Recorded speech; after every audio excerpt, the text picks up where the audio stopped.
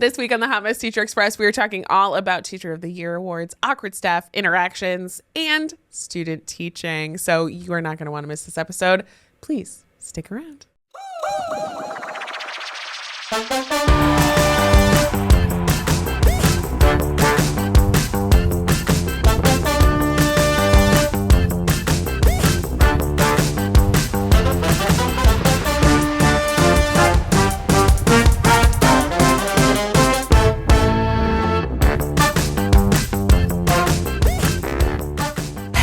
You hot messes. This is the Hot Mess Teacher Express podcast, and I am Vinny Thomas, aka Mr. Thomas English, and I am here with my co-host Jess Smith, Teacher Tales of Miss Smith. Emphasis on the gasp there. It's me. Hi. I know. I'm here too. You know, I know that you like the spotlight a lot, and that's. I don't like living under your spotlight. One of these days, I'm just gonna explode and just be here. Here I am. Hot take. This segment is when we look for something that could be controversial, but in the teacher community, or we've seen some teachers online talking about it, and we give our hot take.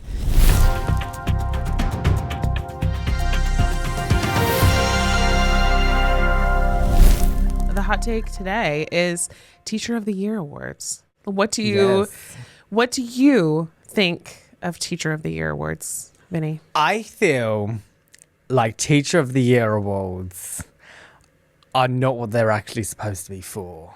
I feel like a lot of the time, and this is the thing, I can't remember in England how common these were. I think they're definitely more common in America, because I just feel like in England it's very much like creates that kind of imbalance of like, okay, so it's great that they've done a great job, but have I just done a bad job? Right. Have I and it kind of creates that kind of like, oh, well, did they get this because they were great, or did they get this because they're good friends with admin? It's like, how did this work? And it's like, I think they're suspicious over there. Obviously, because it's like, it's that thing where it's like, obviously at school, most teachers are excellent at their jobs. Yeah, right. And, you know, and there are a lot of people that get undermined and undervalued for all that they do. And I feel like if you are someone that like for me, I wear my heart on my sleeve. If I'm having a bad day, if I'm like stressed out, anything, I will tell people. And to other people that can look like, oh, he doesn't have it together. Oh, right. He must be an awful teacher. And it's like, no, like, I think I'm good at my job, but I'm also like, I need to get this off my chest. I am not dealing with the weight of this going home. Like, right. I want to be able to go to like my colleagues and be like, yo, I really struggled in this lesson. This kid did this happened, like, and be able to, you know, like rant in a way that is productive and just be like, I've had it, I've got advice, now I can move on with my life instead of harboring those issues. Right. And I just feel like, yeah, Teacher of the Year, I've seen so many times where like Teacher of the Year has happened, it's gone out, and so many teachers just feel deflated because it's like, okay, so that teacher from that department got it. Why didn't I get it? Because I've been working here X amount of years, and you know, I had to deal with all of these really severe issues with like all these students where I was like doing extra hours. I was checking in, like I'm phoning the parents on my off time to make sure that they're safe and all of this. Yeah. But yeah, it's another teacher that, you know, just is always in the principal's office that suddenly got it, and then it's like it creates that kind of like divide, especially when it comes to departments, because I've also seen firsthand like certain school districts or schools do it where they're like, oh, well, you know, we gave it to like the English department last year, so this needs to be right. English is now blacklisted this year, even though someone from the English department could have gone above and beyond and done everything that year. Like, have you noticed that with any of your stuff? So I don't think Teacher of the Year was something that was super prominent in the school that I was in, but I did see the political version of it where it's like someone was nominated or asked to be nominated and they were just kissing butt all the time. And here's my thing. Would I have loved a Teacher of the Year award? Absolutely. Did I earn one? No. But like it's nice to be recognized.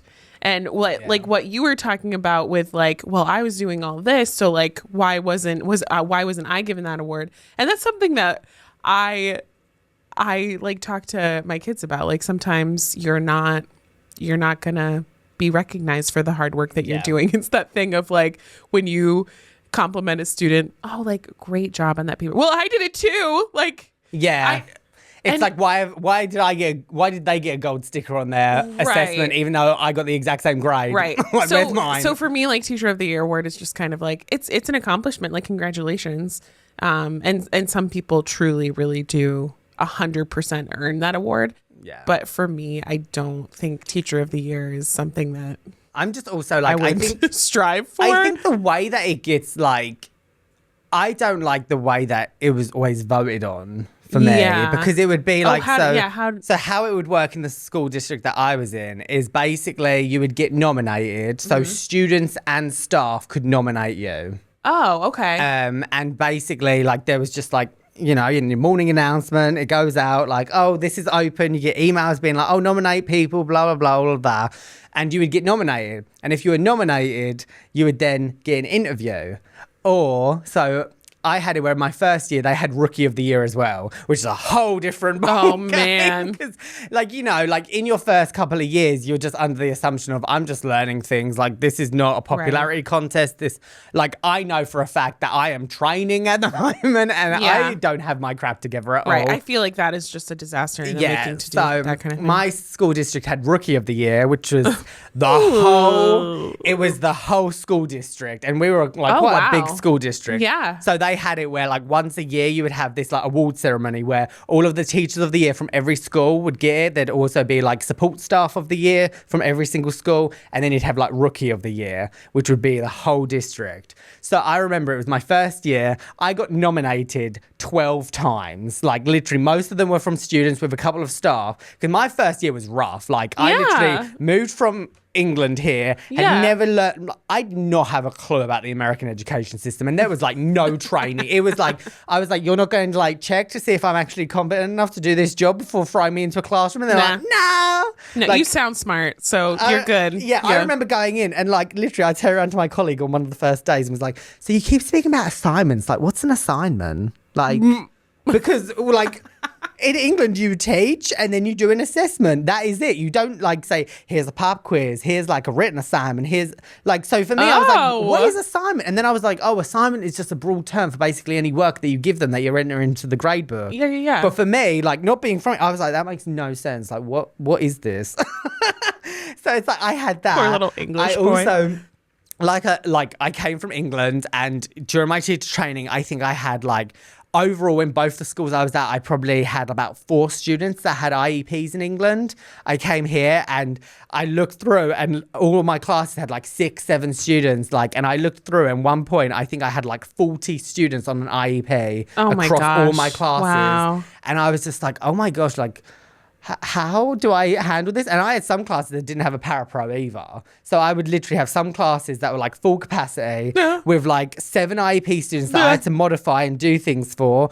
And I had no support. And I was like, okay, this is very overwhelming. And I remember. So you earned that nomination. Yeah. So to me, and that's why loads of people were like my students were like, you've literally came from another country, you've learned this whole curriculum, you've also dealt with the fact you've had that. And we did it in a system where for IEP meetings, it would be based on department. And as like a requirement for an IEP meeting, you need to have a general education teacher present. Right. And we were an inclusive district, and I was the only general education teacher that most of my students had, because there was no adaptive English, but there was adaptive math.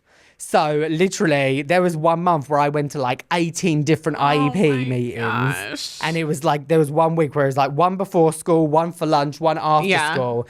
And I remember just like the next month it was like maths turn, and an email got sent out being like, well done to the maths department. They went to a whole 30 meetings this month. And I was like, I went to 20 on my own last month. Like, thanks. And I just felt like, for me, like I remember being sat there and I really thought like, oh, I've got, surely I'll get at least an interview because I've had all these nominations. Like I would be very surprised if I didn't get an interview. Never got an interview. And then that year, so it's like deflating. Yeah, and that year they announced announced, they were like, oh, we're doing a new thing. Instead of just one Rookie of the Year, we're doing 5 because this has just been such a great cohort of new teachers. So 5 people got here. And I remember being sat there, and one of the women that got here, I went to the new teacher induction with that woman. And every single time, no matter what, whenever the person in charge was giving the talk, hand raised, kissing bar. Oh, I've got this wonderful resource. Maybe you should give this out to the new teachers. Oh, I've got this, spreading her wings like the peacock she was. And meanwhile, I'm there in my classroom busting my bar. And it's just like, okay, I'm on the shelf. Right. Wheezy over here. Wheezy my squeaker's gone. My Yes. wings have been clipped.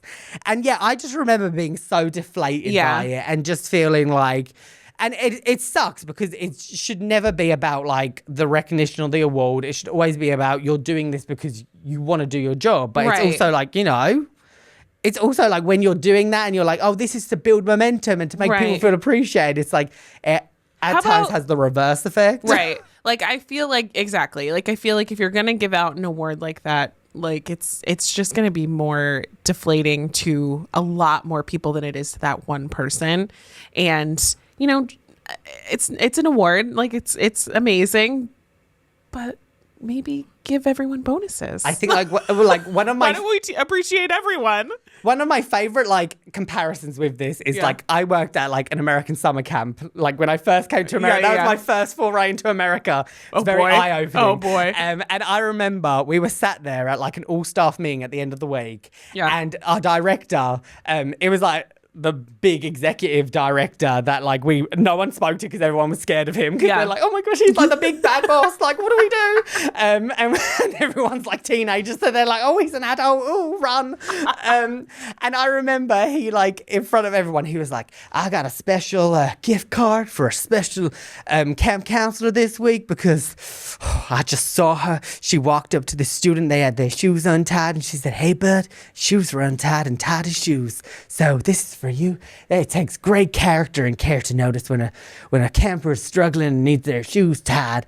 And like it was this whole thing. And then I was sat next to a lifeguard, and the lifeguard turned around to me and was like, no kids drowned this week. I could do with a gift card. That's exactly what it is. Yeah. Do you know what I mean? Yeah. It's literally like, yeah, I get where the like sentiment's coming from, that you want to recognize like greatness, but at the same time, like there's a lot more going on than what you saw. Like there's a bigger picture going on in the school or in the camp, like than what you see. So I think Teacher of the Year. Yeah, it's a no. It's a no. It's a no. If there is like a once in a blue, like something absolutely extraordinary beyond belief, something like, I definitely feel like things should be recognized more. And I don't think it should just be a Teacher of the Year. Yeah. It should be more like, if you've gone above and beyond and everyone's recognized it, you've made like local news and stuff, you've absolutely like kicked it out of the park. Yeah. Like you deserve recognition for that. And sometimes rather than a trophy, you should get a raise instead. That would be nice. Yeah. Vinny, I want to take this time and say that you get, there's the nomination for you to be co-host of the year. So congratulations. Oh. There is no raise though. So it's fine. I think I've definitely won it over you anyway. Okay, so that was the hot take of this week. We are now moving on to British versus American schools. This is the part of the podcast where we go over a topic and we compare the British and the American. Oh, well done, gentlemen. Look at us working together. I mean, it's almost like a co-host or something. So, yes.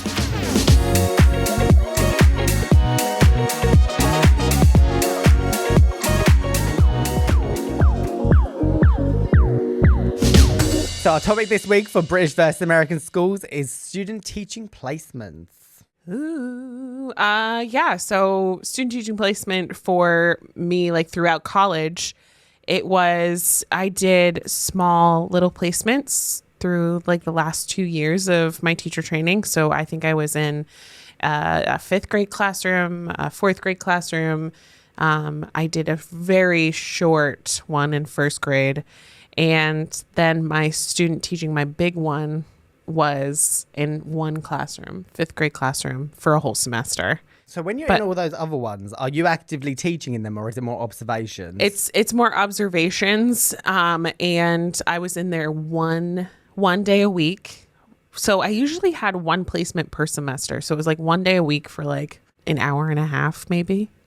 Yeah, it wasn't a lot. I can't remember like how often it was, but it was not very long. And I would like pop in, and the teacher would hand me a stack of papers to grade, and I would grade it. And it wasn't like really anything that I was like actively teaching. I did teach a full lesson at the end, but other than that, I didn't really have a lot of interaction with the students or with.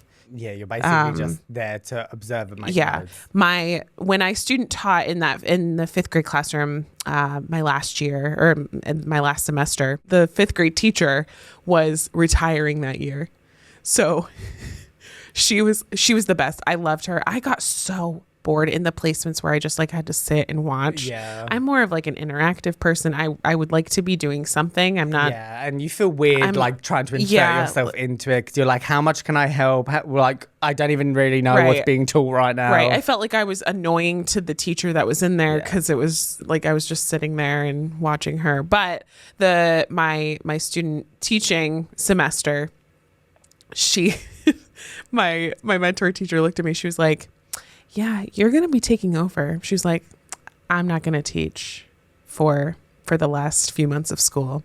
You are.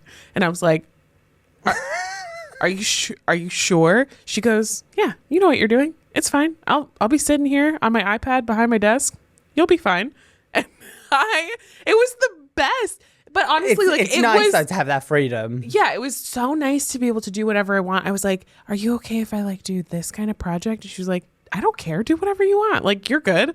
And it was probably the best experience that I could have gotten in a student placement, because she was just so open to me trying things.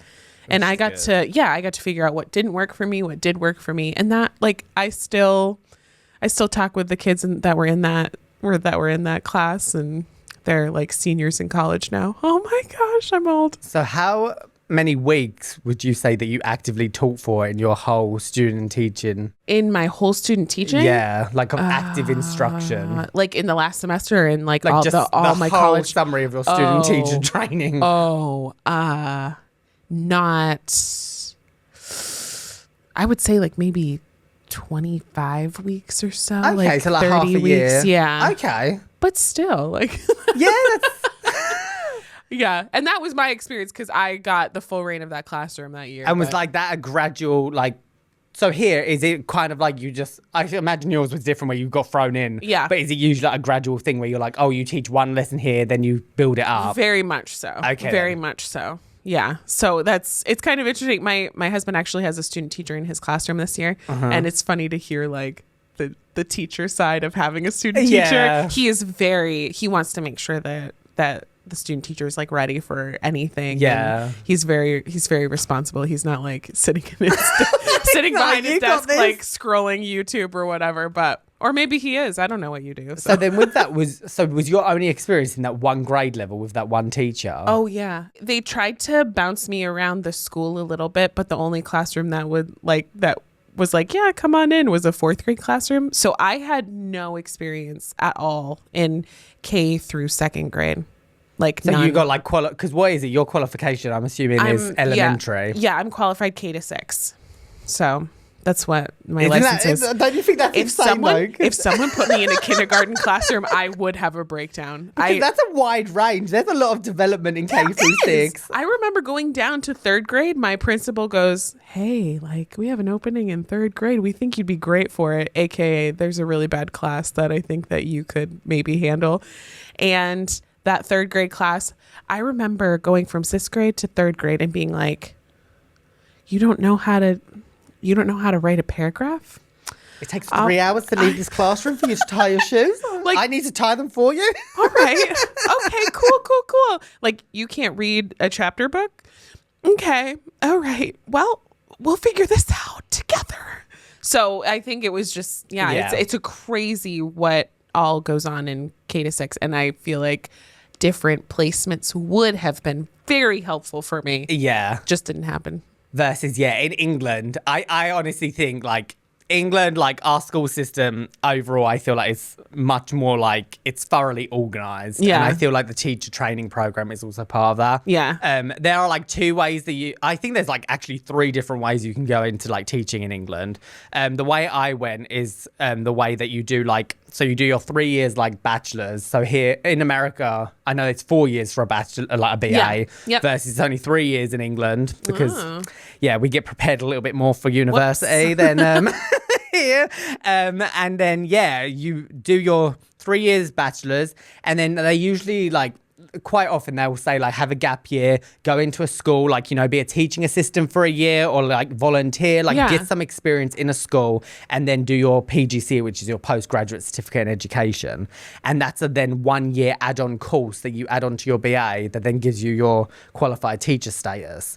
So with that, it's a whole year dedicated purely. At that point, you already have, you know, I had my English degree. Right. This is literally just the art of teaching in and of itself, where you had 2 placements. So you would have your semester 1 placement, which would basically be from September through December. Yeah.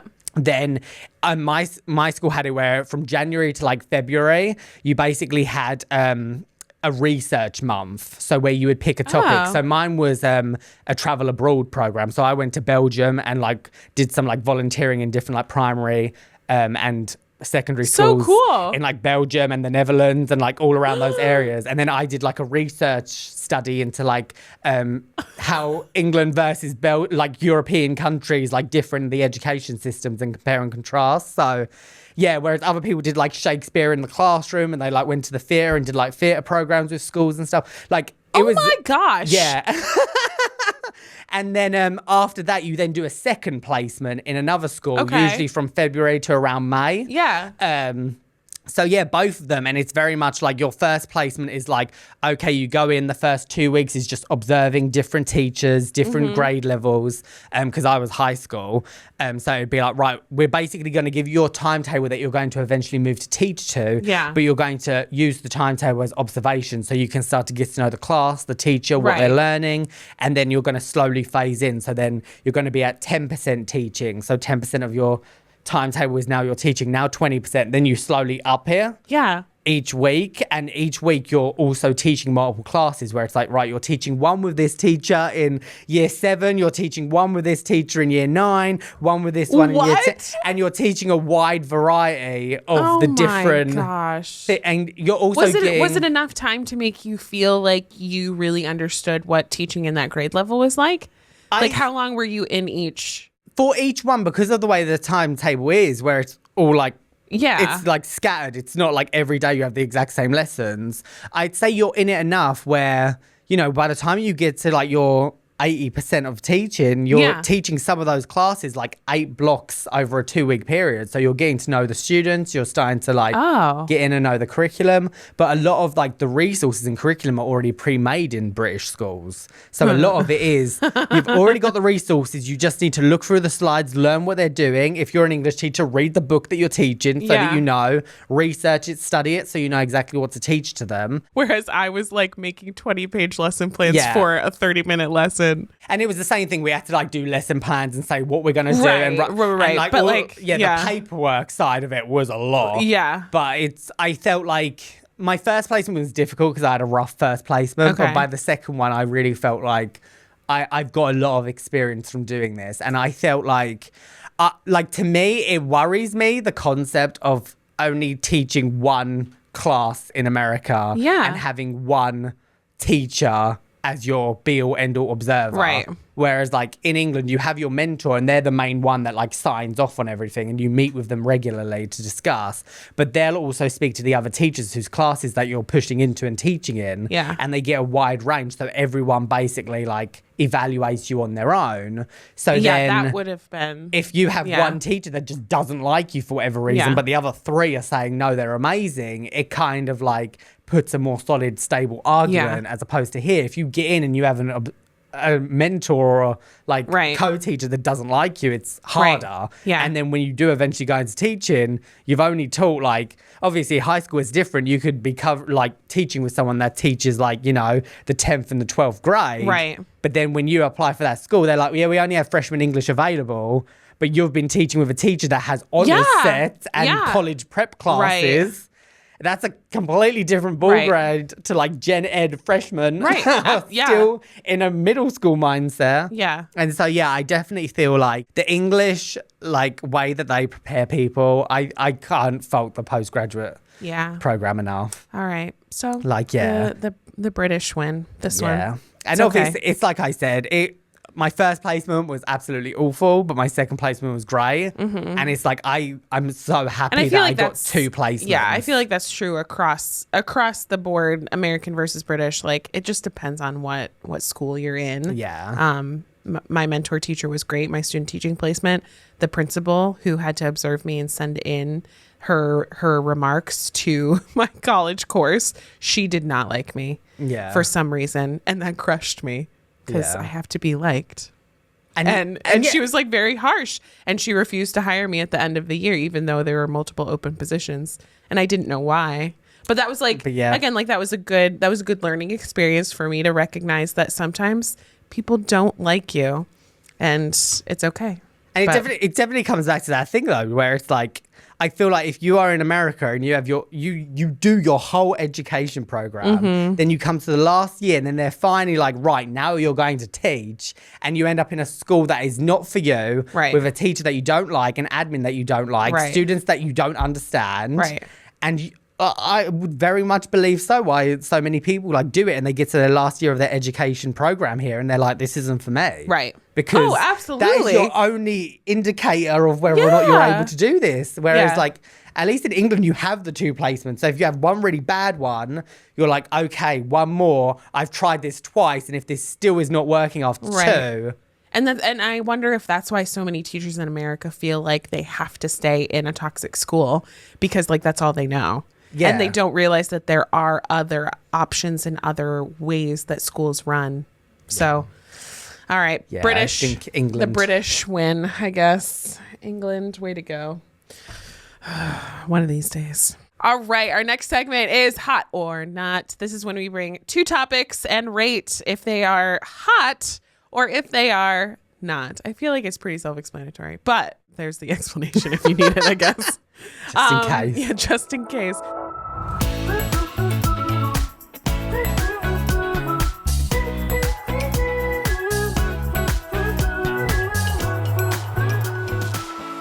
First topic is teachers getting in a heated argument over an email chain. Is that hot or not? I feel like at times... Is this a lukewarm? This is a mid, let's be real. Because it is like... I think sometimes... It's like, oh, someone's getting heated over. Like, you know what I mean? You live for the tea. Oh, yeah, but you there do. are times where, like, you can have too much tea. You know, you can be absolutely overwhelmed by tea. Like, when there's something juicy in an email and you're like, oh, what's going on here? And you're like, oh, like, you know, your department goes together and you're like, oh, did you see this? Blah. Yeah. Like, there's times where it's all right, but then there's also the times where it gets too much and it gets toxic. And you're like, okay, it's been 2 weeks since that email was sent. It's time 2 weeks. Like, you know what I mean? Or, like, it keeps being brought back up. It's like, oh, do you remember this email from last week? Like, for me, it's never gotten to the point where it's like, oh my gosh, like this is messy. Move on. It's always like 1 or 2 emails back and forth, and it's just people being so passive aggressive. Chef's kiss. If you are not involved in it, because people, you're just like, oh. Like, I love it when someone does a reply or literally calling out like admin or something, and you're just like, okay, we're playing that game today. It's like the tea that I need is the kind where I need to go down to my teacher bestie's classroom, poke my head, and be like, "Did you just see that? Like, oh my gosh!" I love that stuff. I know. I think the reason it makes me feel uncomfortable is because it goes back with that like professionalism in British versus American schools. Because I'm like, in a British school, give it to me. If you replied all to your like head teacher in front of the whole staff, calling them out or saying anything passive aggressive, your butt would be handed to you on a plate. Like you would be absolutely embarrassed. Like it was more like teachers to teachers, like doing like a whole school thing that has been going on for like 15 years. And the primary teachers are just done with it, right? It's more middle school based. That was the problem with teaching in a K-8 school, was like it's different worlds. But like, like primary teacher would email that middle school teacher and be like, we're busy that day, so we can't come. And then you're like, ugh. What's the middle school teacher? Well, we've always made time for this before, so can't wait to see you there. Oh, I can't. My favorite would be when someone does like a whole school email to be like, I was in this weekend and noticed this, and I'm like, oh, so you just had to declare to everyone that you came in on the weekend. Well done. And then someone replies all being like, I don't think this is necessary to be shared with everyone. That's when you're like, okay. Someone finally said it. So for me, it's hot. Mine's depending on what mine is. It's hot on the initial, but if it drags on for too long, that's where I'm like, if it sits on the counter for too long, it's literally hot, but it cools down after a while. So in the moment, but it's like tea. Don't leave it on the side for too long. Perfect. And our second topic is awkward interventions with staff, like when someone has to come in and make adults behave. You ever had this happen? I have never had this happen. I mean, I've heard about it. Have you been involved in something like this? I've never been directly involved. Oh, okay. Actually, no, I had to have it. Like when I was a first year teacher, I had to have it where I had to call a meeting with like our SPED lead and be like, yo, I've got all of these IEP students. I have not got a parapro in these ones. And occasionally I have a parapro, but the parapro doesn't do anything. So that's an issue. And was just like, like as someone that wants to be here and do my best for my students, I find it very frustrating when, there are students that aren't getting their minutes met and you're not following the law that's basically written for this. And like, I had to basically advocate and like, be like, this is not good.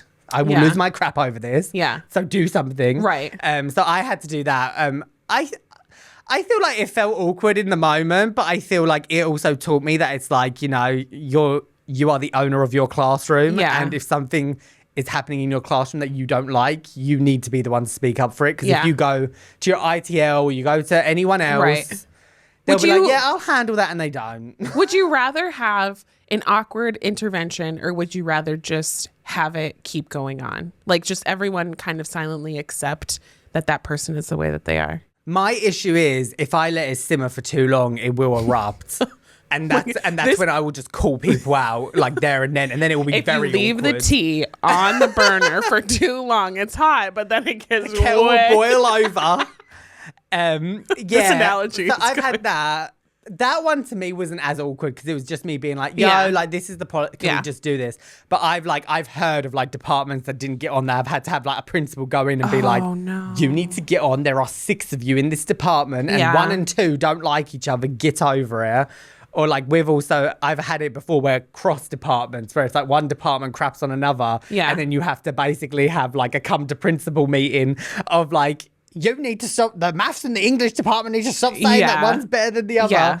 And it's like, I think to me, it just comes back to that. Like, I find it uncomfortable because of the fact that it is that professionalism of like, you cannot like each other and that's fine. But you need to pretend that you can work and coexist. And I feel like that was the kind of school that like I was in. Like everyone just kind of accepted that people are the way that they are and just like, you're controlling and you are kind of mean, but whatever. We can all understand it and move on. So I feel like not for me as a peacemaker. I just like it's a not. Yeah, for I me. think my awkward main word that I'm interventions. looking onto is the awkward. Yeah, I'm like awkward. Positive interventions are hot, but awkward ones where they're mishandled and not professional, not so much. Is it not? Is it not? All right. So that was our hot or not for this week. We are now moving on to the next section of the week, which is Jess's personal favourite. Grind the gears. Woo! Woohoo! Insert grind sound somewhere. Is that what it is? Nah. Come on, Jess, you need some WD-40 on those gears over there.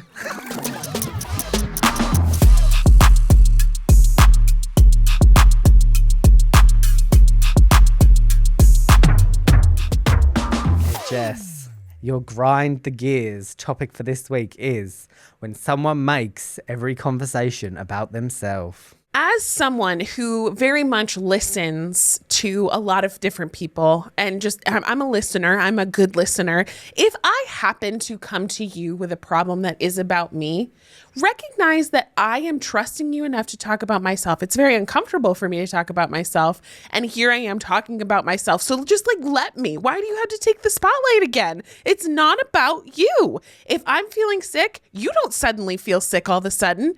And like, just let me have my moment. Let me be me. Do you feel better over there? No. Well, I feel a lot better. All right, Vinny. Your grind, your gears topic is when someone puts up a sad status without any explanation.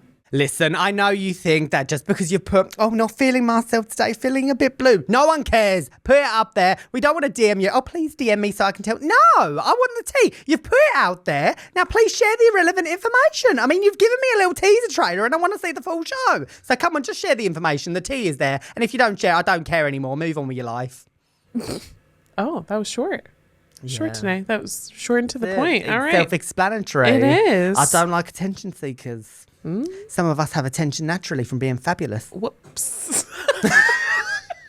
Our train ride is coming to an end. So now it's time for Underdogs. This is when we celebrate people in education who normally don't get any applause or recognition or just need some uplifting. So we're here to do that.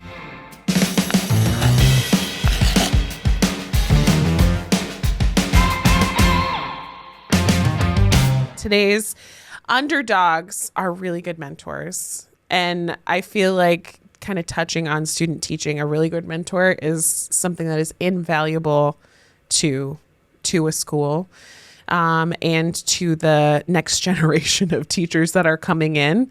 So I have been blessed with a good mentor, and she means the world to me and my journey in education. So I thank you. Thank you. And if you are taking the time to pour your life not only into your students, but also into a student teacher, thank you. Thank you, because that's going to mean so much more to them than you will ever know, and might even save them from burning out and being destroyed so early in their career. So bravo. Yeah. And just to piggyback off that, it's like I always say, like, a mentor can make or break something. It's in any capacity, student teaching, or even when you go into teaching and you get like a cognitive coach.